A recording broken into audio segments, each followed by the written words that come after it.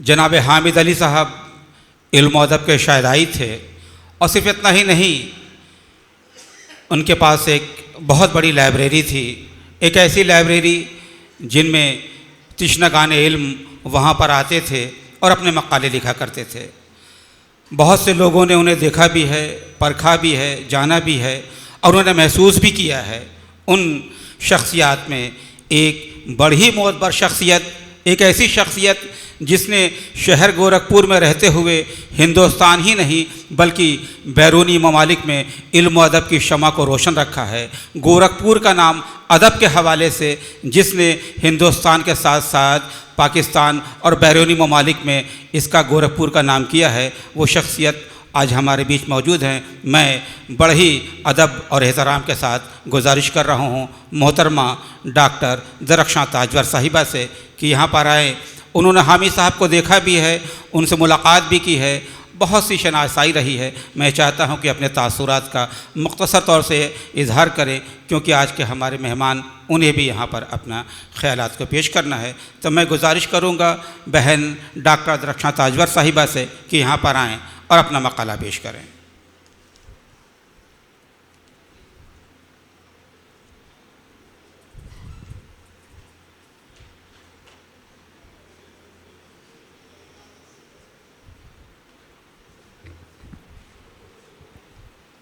महफिल में शामिल सभी लोगों का, स्टेज पे मौजूद सभी इज़्ज़त माप मेहमान लोगों का शुक्रिया कि उन्होंने हमें मौका दिया कि मैं यहाँ पर आकर अपने कुछ हामिद साहब से के मुतालिक, सबसे पहले तो मैं सलाम अर्ज़ करती हूँ सभी लोगों को। उसके बाद मैं कुछ बातें, अब फर्रुख ने तारुफ़ कराते वक्त कहा कि मैंने मकाला लिखा है। मकाला तो नहीं, लेकिन हाँ कुछ दिली जज्बात तासुरात के साथ मैं आपके सामने हाजिर हूँ।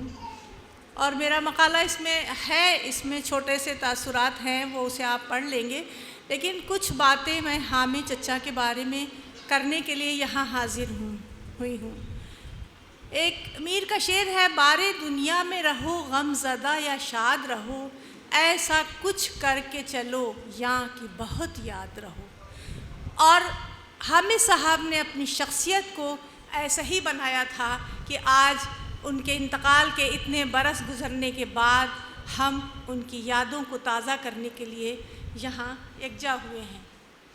हामिद साहब को मैंने बहुत करीब से देखा था, उनकी शफ़क़तें हासिल की थीं, उनकी मोहब्बतें हासिल की थीं, और पीएचडी के दौरान उनसे किताबें भी हासिल की थीं।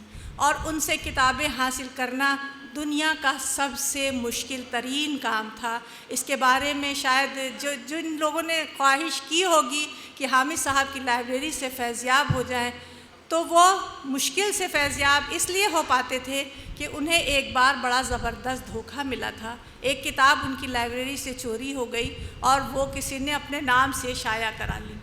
उसके बाद वो अपने बहुत ही ख़ास दोस्त, यानी मेरे उस्ताद मोहतरम डॉक्टर अख्तर बस्तवी साहब को, जो उनके बहुत ही करीबी और बहुत ही अज़ीज़ थे, उन तक को वो अपनी लाइब्रेरी में घुसने की इजाज़त नहीं देते थे। और शायद ये बात हारिस भी अच्छी तरह जानते हैं।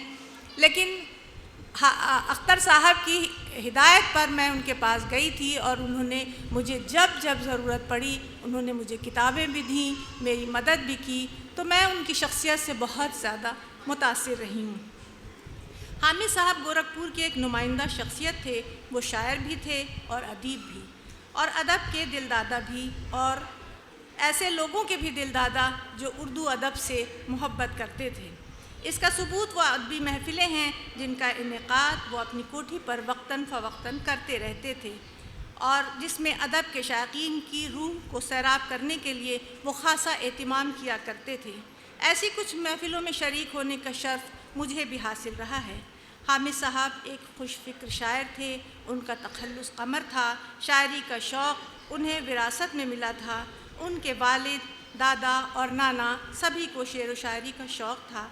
हामिद साहब का ताल्लुक़ उस जी वक़ार ख़ानवादे से था जिसने हमेशा इल्म व अदब की आबियारी के लिए अपनी तवानाइयाँ सर्व की हैं, और इसी वजह से इनके ख़ानदान को हर दिल अजीज़ी भी नसीब हुई और शहर में नुमाया और मुमताज़ मकाम भी हासिल हुआ।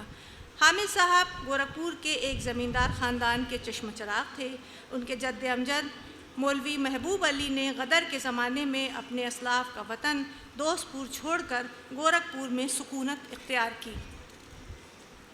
गोरखपुर में ये ख़ानदान काजीपुर खुर्द में आबाद हुआ। महबूब साहब ने वकालत का पेशा इख्तियार किया और बहुत जल्द इनका शुमार कामयाब वकला में होने लगा। हामिद साहब के वालिद का नाम सैयद साजिद अली था। साजिद अली साहब भी बड़ी सलाहियतों के मालिक थे। शायरी उन्हें भी विरासत में मिली थी। इनके वालिद का तखल्लुस मैशर था। साजिद साहब ने अपना तखल्लुस अक्कर रखा। उन्होंने कानून की डिग्री इलाहाबाद यूनिवर्सिटी से हासिल की और 1922 में सिविल कोर्ट गोरखपुर में वकालत करने लगे। बहुत शोहरत, इज़्ज़त और नामवरी हासिल की। 25 साल तक म्यूनिसिपल बोर्ड गोरखपुर में मेंबर और चेयरमैन तालीम रहे। वो अंजुमन इस्लामिया के असासी मेंबर और नाजिम भी थे। जनता इंटर कॉलेज के असासी सदर रहे। शहर की जामा मस्जिद के मेंबर थे और 2 साल तक सेक्रेटरी भी रहे। उन्होंने हर जगह अपनी जिम्मेदारियां ऐसन तरीक़े से अंजाम दी। हामिद साहब भी अपने वालिद की तरह बहुत फ़आल रहे। उन्होंने दीनी और कौमी इदारों की सरपरस्ती बहुत दिलजमई से की। हामिद साहब ने शायरी भी की, लेकिन हामिद साहब बज़्म सुखन में कम जाते, इसलिए लोगों को इनके वस्फ़ के बारे में कम ही मालूम था। जबकि इनके वालिद अकबर साहब गोरखपुर की हर बज़्म सुखन में ज़रूर जाते, ख्वाह वो तरही हो या नीम तरही। जब इनकी सेहत ने जवाब दे दिया और चलने फिरने से माजूर हो गए तो अपने घर में शेर व सुखन की महफिलें आरास्ता करने लगे। हामिद साहब भी अपने वालिद की डगर पर चलते रहे। कुछ बातें तो ये हामिद साहब के मुताल्लिक़ हो गई, लेकिन हामिद साहब के ख़ानदान में जंग आज़ादी में और तालीम के मैदान में कौन सा ऐसा मैदान है जिसमें अपनी खिदमत अंजाम नहीं दी।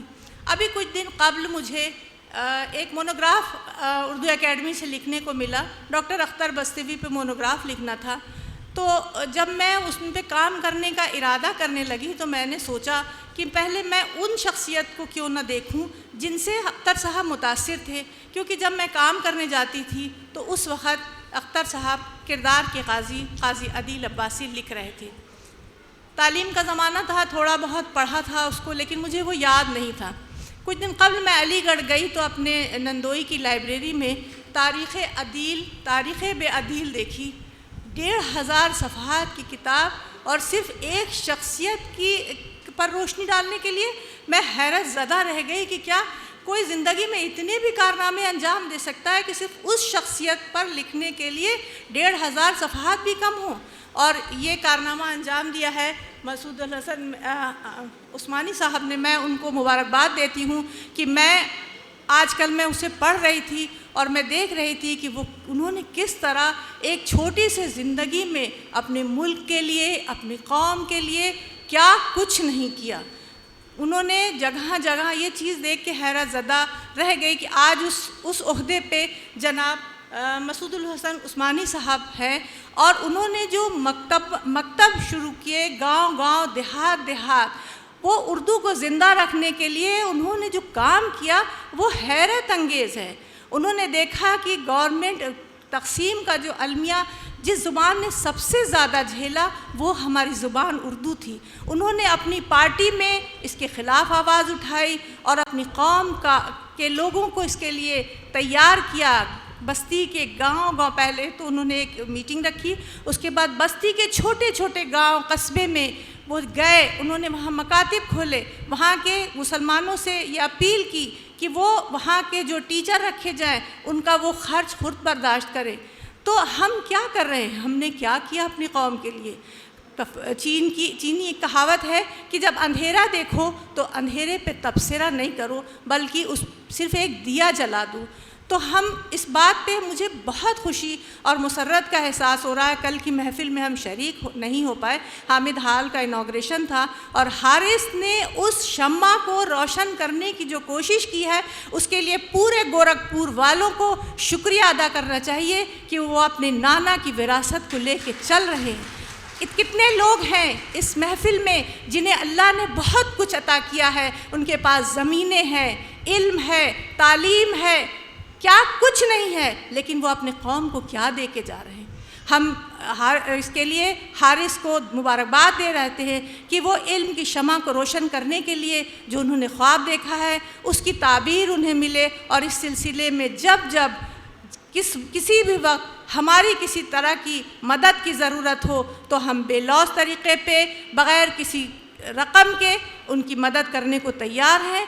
और इसके लिए मैं उन्हें मुबारकबाद देते हैं। और हामिद साहब की जो यादें हैं वो हम भी अपने दिलों में रोशन रखें, उनकी तरह यकीन महकम अमल फहम पर कारबंद रहते हुए कुछ समाज को ऐसा दे के जाएँ कि उनके जाने के बाद भी दुनिया हमें याद करे। इन अल्फाज के साथ मैं आपसे जुदा होती हूँ। बहुत बहुत शुक्रिया।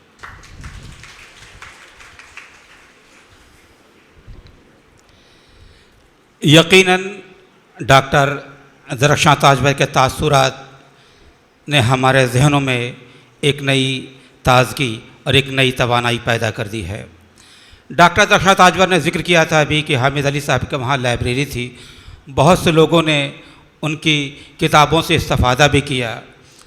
लेकिन मुझे मालूम है कि हारिस भाई से बात भी हुई है कि बहुत से ऐसे भी लोग थे कि जो किताब लेके चले जाते थे और कभी वापस नहीं करते थे, और किताबों में किताब को ले भी कैसे जाते थे कि नेफे में छिपा कर लोग ले गए।